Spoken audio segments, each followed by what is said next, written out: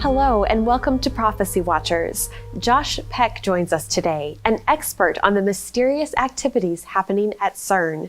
Josh is one of 17 speakers who will be joining us in Orlando, Florida for 4 days of sunshine, blessing, and encouragement. Join Mondo Gonzalez, L.A. Marzulli, Billy Crone, Jonathan Kahn, Tom Hughes, and many other Bible prophecy experts for the latest cutting-edge information straight from the pages of the Bible. A few tickets remain for the March 27th event, or stream the entire 4-day event from the comfort of your home, the next best thing to being there. Visit us at prophecywatchers.com for the details. Now, here's Gary Stearman as we examine the controversial subject of CERN. Hello, I'm Gary Stearman, and this is Prophecy Watchers. Today we have a very special guest. His name? Josh Peck. And Josh, you're no stranger to Prophecy Watchers. Tell us about your connection with our ministry. Oh yeah, well, shoot, we've known each other for years and years and years, even before coming to work here. So I've been here, maybe almost a year now. Actually, by the time of our Orlando conference in March, I'll have been here a year. But we've gone way back, years before that. We've been working in ministry together for probably close to a decade now. Right. So yeah, it's been a very long and amazing friendship, and I'm very grateful for it. Glad to have you here. And by the way, Josh is a great writer. He has put an article in our February 2025 Prophecy Watcher. And the title of the article, and it may run past you when you first hear it, but we're going to explain what it's all about. Ancient Connections to CERN. Capital C-E-R-N. Now, what does that mean to people who have no idea about CERN? Well, CERN is basically, today's CERN is the organizing body of people that run what's called the LHC and other machines as well, but it's basically a big particle collider, the LHC, the Large Hadron Collider. So you have CERN, which is just the people that manage the machine, and then the machine itself is the Large Hadron Collider. It's like how NASA manages rockets. And NASA is the organizing body that deals with the rockets. Rockets are the actual machine. So the LHC is a big particle collider. They run all sorts of experiments and things there. And lately, okay, a couple of questions. Absolutely. People listening, what collider? What? and where is this thing located exactly? It's on the border of France, and it's the largest machine in the world. So what they're trying to do is they're trying to recreate the in the way that they would explain it, the scientists there, which are largely atheistic. There's a few Christians that work there and other people of other religions and stuff, but the way that they would explain it is they're trying to recreate the initial conditions of the Big Bang to discover what the origin of the universe is and how it all happened. Now, of course, we as Bible-believing Christians know how it happened and we know the origins, but they're trying to find something scientifically. In fact, the Big Bang theory goes back several decades to people who were trying to understand, physicists trying to understand how the universe was created. Yeah. And of course, we as Christians have an idea because we've read the Bible. That's right. But science wants to apply scientific methods. That's correct. To get back to the very beginning and find out how all of they call it the Big Bang, and they've called it many other things, this giant explosion that created the heavens and the earth. Mm-hmm. Well, the Bible says something about God having done that. That's right. But CERN is you called it a Large Hadron Collider. Mm-hmm. What it is an underground tunnel. Mm-hmm. And this tunnel can be used to speed electrons in a circle, and they go the speed of light. Pretty close to it. Yeah. And when they do, and when you engineer a collision between these highly charged particles in this underground tunnel, mm-hmm. What are you supposed to find out? Well, what happens is when they slam two particles together, it sends energy into these other fields, possibly fields that we haven't discovered yet. And if you send enough energy into a field, it'll produce a particle.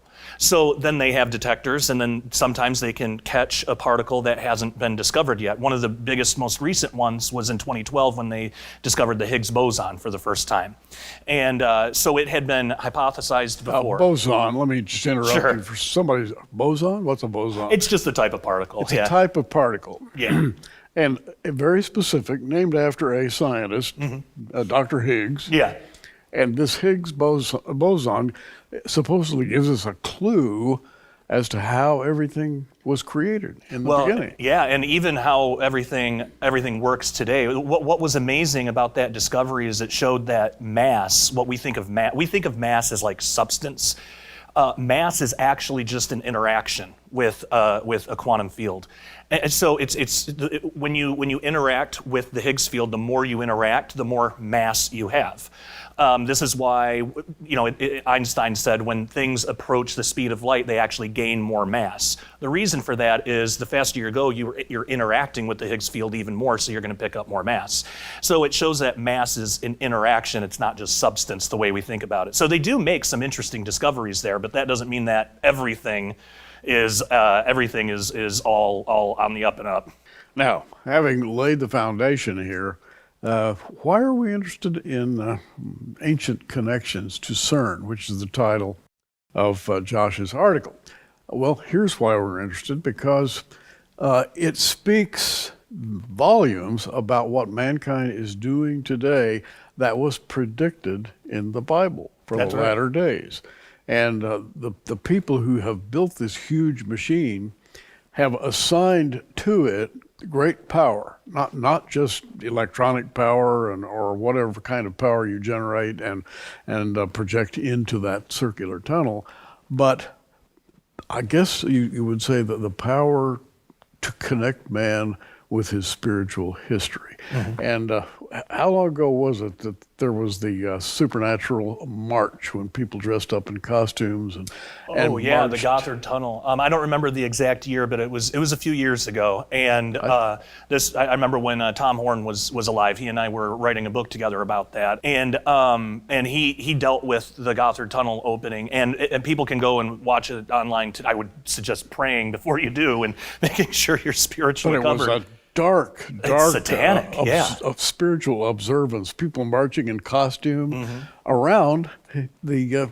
CERN apparatus, around the whole grounds there, which they consider to be kind of sacred. Yeah. And that's sort of the thrust of your article. Yeah, because even in ancient times, when they were first building CERN, they had to stop construction because they found ruins of an old Roman city called Apolliacum. This place not only venerated Apollo, which when we read Revelation 9, that connects with Apollyon, Abaddon, but they also believed that the bottomless pit was located there, whatever that meant in Roman culture. But so this has led certain people to connect that with Revelation 9 and the opening of the bottomless pit and make people wonder, well, could it be that CERN might have something to do with the fulfillment of that prophecy in the future? Is something that CERN is doing with their experiments, could they open the bottomless pit? Could they accidentally or on purpose open a portal essentially to hell, leading these things to escape around roughly the middle of the tribulation?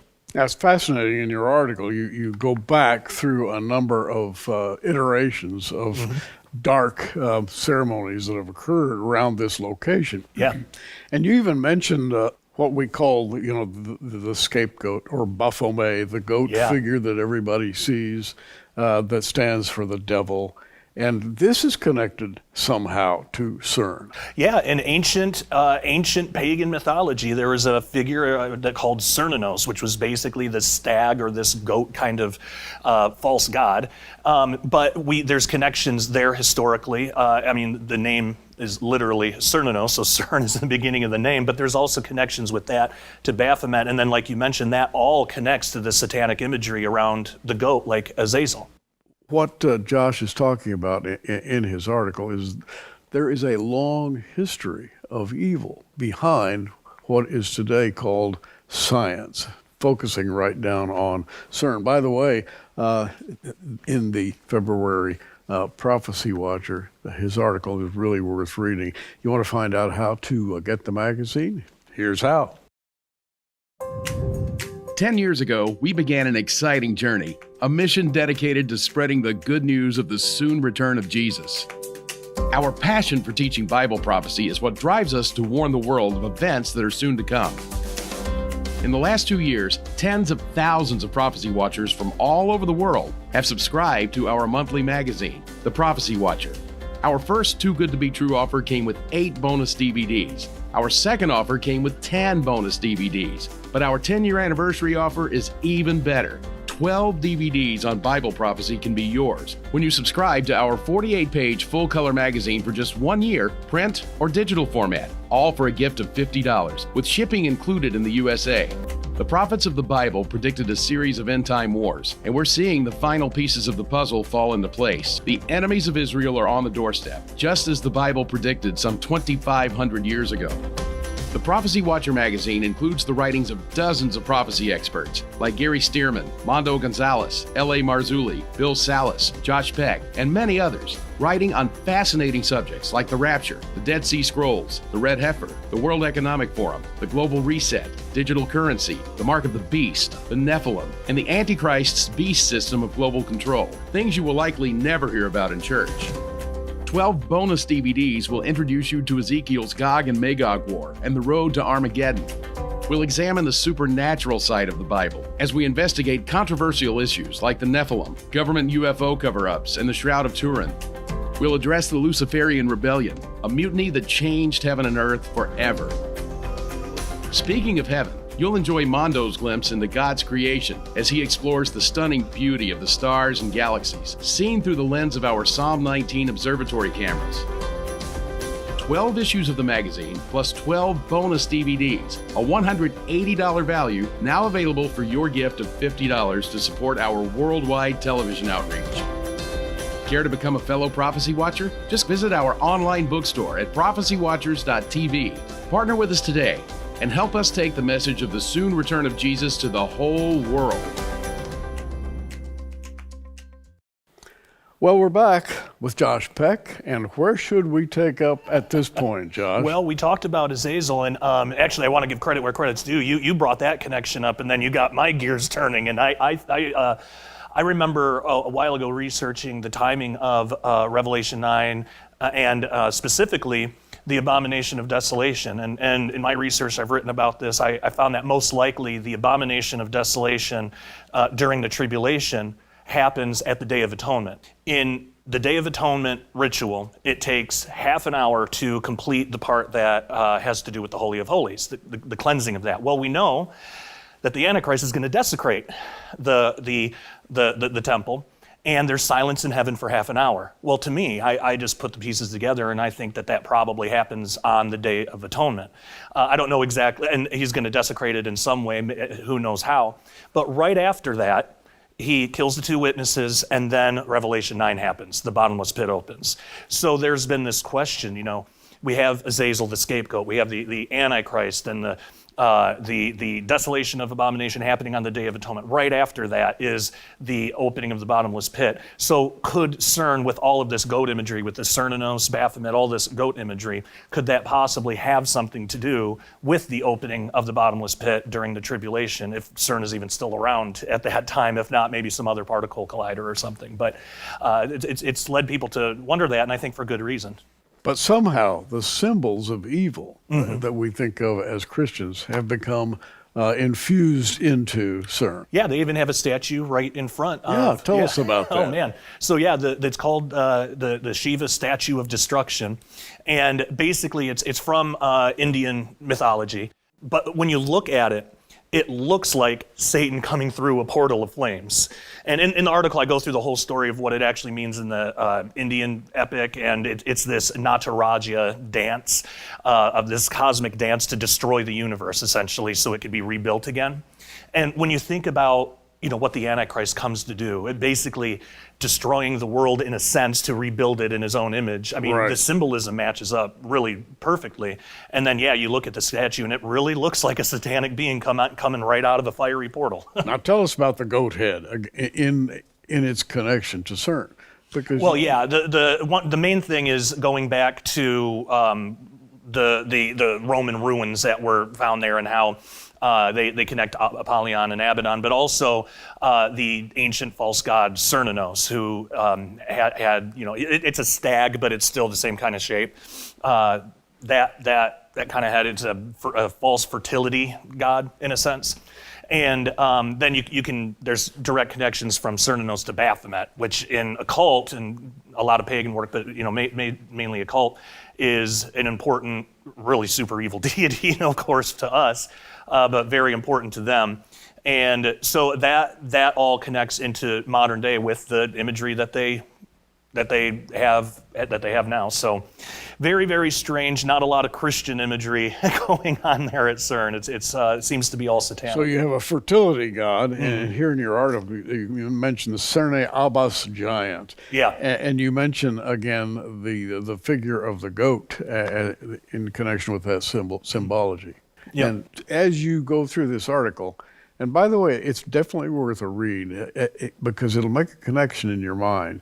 Going all the way back to the high priest sending the scapegoat into the wilderness, this is a story that has early origins, and it has an outcome because, as we know from the Bible, there's going to be an ultimate battle in the heavens. That's right. And the figure of the goat figures strongly into that battle. Yeah, and then we even see, because we know who wins, Jesus obviously wins, and we see after that there's a separation between the followers of Jesus, those who were doing the right thing, the sheep, and then the goats. There's the sheep and the goat nation. So they have that moniker, they have that image of being goats because of who they followed, which was the Antichrist. Now, what are they going to find if they find what they want to find at CERN? That is to say, there's been great hope among scientists to rise to the next level of physics. Yeah, they've been talking about wanting to create some type of communication system to send particles into higher dimensions to see if anything talks back, and they have a whole system on how to do that. Yeah. Hyperdimensional travel. Yep, and we know the only thing that's going to be messaging them back is going to be satanic, but they probably will have, they're liars, they'll probably have positive messages at first, we're of a higher dimension, we've just been waiting for you to ascend to this level, and we'll talk to you and guide you and everything, but I think really what they're going to find out, what they're actually talking to is exactly what shows up in Revelation 9, that locust army. Now, you mentioned the book of Jasher, and as one of the sources, when you talk about the goat, when you talk about the whole idea that surrounds this is a false religion. Yeah. And by the way, not too long ago, I don't remember exactly when, but there was a parade of costumed worshipers that marched near CERN. What were they marching for? I think it was for the opening of the Gothard Tunnel. But that was like the excuse. But really, I think that they were just praising their pagan deities and stuff, and just wanted an excuse to do that. They were praising the figure of Lucifer. Oh yeah, the goat. Yep. And you make a pretty good point in your article about that. You have to read this to get all the details. It's a very detailed article, but worth it because you can get a picture of what mankind is doing today to find redemption in ways other than the Lord Jesus Christ. And, humanity is looking for redemption in all the wrong places. That's right. And I think your article is worth the read because it really points that out. Well, thank you. I appreciate that. Yeah, and that's the main thing is these people, we have eternity in our hearts. We all know that there's something beyond this. Just intrinsically we know it. And these people are looking, just like you said, they're looking for the answers in the wrong places. It's good to have the questions, but the way that they're going about finding the answers is wrong. And a lot of the motivation there is because, well, if they discover higher dimensional entities, they don't care how people live their lives. But if they go to Christianity, they have to be accountable to God that actually does care about how they live their lives, and not a lot of people want to do that. They want to be essentially their own God, so they fall into these other pursuits, which really is just going to lead them to demons and fallen angels, unfortunately. Now, we talk about CERN, CERN, which is an acronym that came from what in English reads as the French Council for European Nuclear Research, I guess. So, but in English it comes out CERN. Yeah. And the N stands for nuclear, I take it. Yeah, that's right. And so what they're doing here, on a very high level, is looking, I think, for a new way to worship. I agree. And they're using science to go about it, and it makes perfect sense that the Antichrist will help facilitate that even more in the future when the tribulation begins. Now, what's happening now at CERN as we're talking? The most recent headline that I saw was that cancer could soon be cured at places like CERN.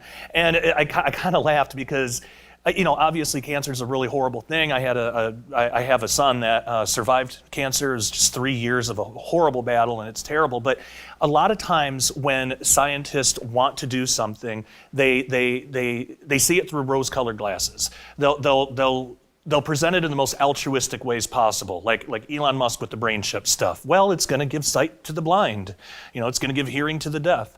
And they're not looking at what else it could be doing. So now when I see a headline that says CERN might cure cancer, it's a red flag to me of like, okay, what's really going on though? This is the story they want us to believe. What's actually happening behind the scenes? And that's why I continue in this research, because I think there's a lot more going on there than we're aware of. So we watch CERN, and you watch CERN very carefully, as sort of a magnifying glass of society at large. It focuses the beam down to where the top thinkers of the world gather together to try to find ways of bringing humanity up to a new level. And you could call it almost a form of worship. Yeah, I agree. I mean, when you think about this communication system that they want to set up, and there have been plans about this for over a decade. It's not a conspiracy theory. Brian Greene talked about it in a PBS I think it was PBS documentary years and years ago. They already have a way of doing it. The missing piece is gravitons. They need to learn how to manipulate gravitons, but I think they're really close to that. But yeah, when you think about what that really is, it's sending a message to a higher power. What is that if not prayer? And it's seeking their intelligence. It's seeking their guidance. What is that if not worship? So whether they know it or not, by doing this, they are going after the same false gods that humanity has always went after. They're just going about it in a roundabout kind of different way. They're using science to get there rather than religion and spirituality. Or, in other words, science meets religion. That's right. CERN. If you'd like to read about this, our February issue of the Prophecy Watcher contains this wonderful article by Josh Peck. Right now, I'd like for you to join us in just remembering what we did last Christmas in Branson.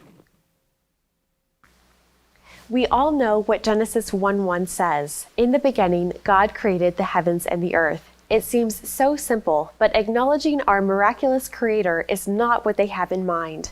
Josh Peck has looked beyond the obvious to ascertain CERN's real agenda and who is behind it. Is it a harmless scientific project with altruistic goals for mankind, or something else? There has been great controversy over CERN's clandestine activities and the environmental disasters their experiments might unleash. Josh spoke of the opening of the bottomless pit in the book of Revelation, while others believe CERN could create a hole in the veil that separates heaven and earth, allowing demons easy access to our planet in the tribulation. Then there's the occultic connection that seems to surround CERN. The old gods seem to occupy a prominent place here. Is this another attempt by Satan to destroy God's creation and remake it in his own image? It wouldn't be the first time this ancient battle between Jesus and Lucifer has moved to planet Earth. Josh Peck has been a featured speaker at several of our prophecy conferences. We've chosen 2 of his best presentations: Is CERN Opening Demonic Portals? And Afterlife, Unraveling the Biggest Mysteries of Life, Death, and Beyond. These 2 messages on DVDs can be yours for your gift of $20 or more, with shipping included in the USA. When you purchase the entire Branson conference featuring 23 experts and 43 messages, we'll send you the entire conference on 22 DVDs. The conference set includes Josh's live conference message on CERN, plus another DVD, a 90-minute investigation on CERN from Josh and Doug Woodward. Josh's 3rd bonus DVD on the afterlife is also included as an added bonus. All for your gift of $100, a savings of $25, with shipping included in the USA. Simply call the toll-free number you see on your screen or visit us online at prophecywatchers.tv. For our international friends, please note that additional shipping fees do apply and all prices listed are in US dollars. We like to stay on the cutting edge at Prophecy Watchers. We believe CERN could play a part in the future of mankind. We're watching the final pieces of the prophetic puzzle fall into place. We hope you're watching too.